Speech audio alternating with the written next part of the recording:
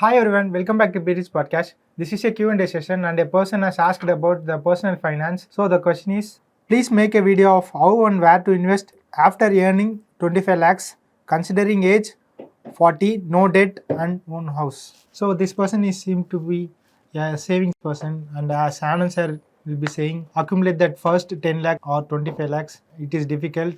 So what are your advices for him? Well, my advice would be first, if you're going to ask a question like this, and make sure you furnish all the details. Like, are you married? Do you have kids? Are kids in college, going to school? Do you need money for them? You don't need money for them. What about gold? Health insurance? You know. So That details all that is empty. So I'm assuming, because Arun believes, whomever did this comment, that you are his name is Ramesh. yes, Ramesh is a very wise person because he's debt free at the age of 40. He's got his own house, which is debt. I'm assuming that means he doesn't have a home loan, because some people call own house also under loan, own house. So I'm assuming you have no debt, no home loan, no debt, and that you have kept 25 lakhs, you have saved, and you have it as as a corpus to invest. So Arun says he must have everything else also covered. So I assume you have gold, that's your emergency fund, you have health insurance, and your kids' education, if you do have children, are taken care of. Then what you can do is, I'm assuming at the age of 40, you plan to retire maybe another 20, 25 years. So that's a good runway to have.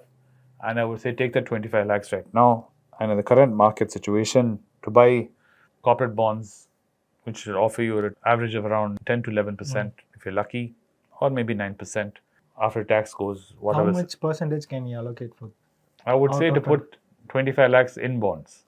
And the interest that comes from the bonds, I would say split those interest in half, put half in Nifty 50, and to put the other half in buying stocks and shares.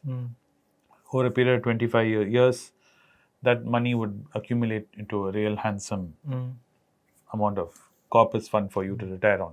At the age of 65, take all that money which you have made, which would be quite a few crores, and put all of that into a safe kind of a bond fund where you get monthly money, so you're taking care of your monthly expenses. If you've taken that interest amount, like I said, and invested it in 20 years' time, that's roughly around 20 to 21,000 rupees a month, and every year with your salary increment and inflation, you'll be able to put more money in. I'm saying, let's say, increase it by 10% every year on year.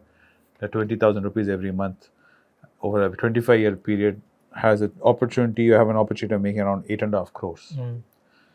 At the age of 85, you take 8.5 crores plus this 25, which you put into bonds, will be still sitting there. So almost 9 crores you'll have. Take that 9 crores and you are more than well off to be safe for the remaining end of your life.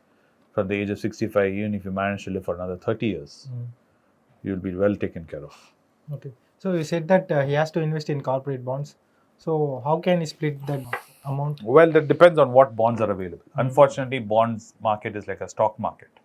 You have to see what bonds are available on that date and buy. A lot of you do ask, how do we do this? Well, bond market is buying like stocks. It's nothing complicated.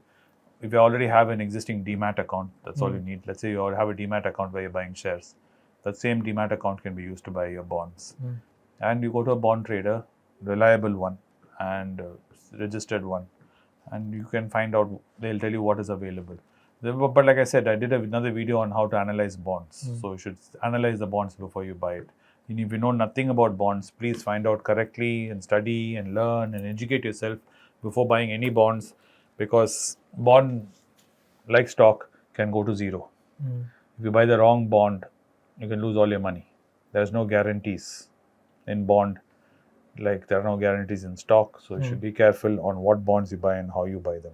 Yes, you have secured and unsecured bonds. I'm sure a lot of you who know about this will immediately comment about it, saying, sir, what you're saying, no security. Yes, but even there, you can lose. So you should study this carefully before you put your money into it. But when 20 lakhs is what he said, no? 25 lakhs is a great starting point at the age of 40. And that you have your own house. So 25 years from now, if you have made 9 crores, your property, whatever house you have, you get rid of it. and I'm sure whatever house you have will definitely fetch probably another 3-4 crores at that point of time. You combine all that, you will definitely have a corpus fund of 12 to 13 crores. And I think that gives you a good starting point at your retirement, wherever you plan to wish to go and retire, because your kids' education and their future is taken care of. So you'll have a very good retirement at that age. And the last question is, if RBI or in America Fed changes the interest rate, will that impact the interest rate returns of the bonds which we have invested? Ooh, that's difficult to say. Of course, it'll affect. Bond rates, interest rates are completely reliant on RBI. The Indian company corporate bonds are reliant on Indian RBI rates. So if RBI rates goes up, like how your bank interest rates goes up, bond interest rates also will go up. But doesn't mean like how you have a fixed deposit, right? The interest rate is fixed. Okay. If the bank is giving higher interest for new FDs, you will have to close this FD and take a new FD. So let's say you have taken a corporate bond, which is giving you 8%. And now new bonds are coming at 13%, 14%, you see, then you have to sell this bond and buy that bond. But when you try to sell a bond which is at lower interest, you lose because there's something known as price discounting which will happen because it doesn't give as much yield as a new bond.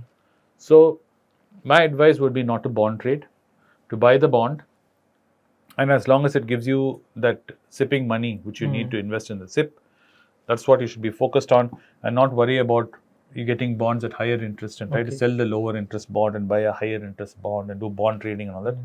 I don't advise you to do that because you can lose money if you don't know what you're doing.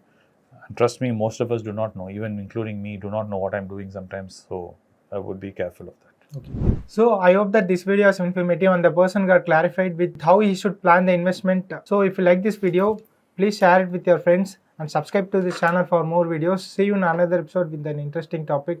Thanks for watching the video. Thank you.